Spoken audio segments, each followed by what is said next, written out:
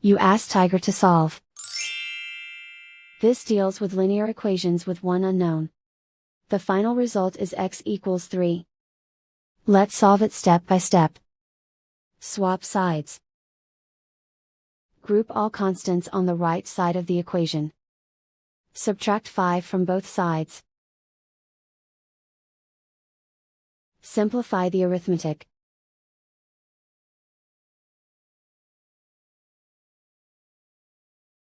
Isolate the x. Divide both sides by -5. Cancel out the negatives. Simplify the fraction. Cancel out the negatives.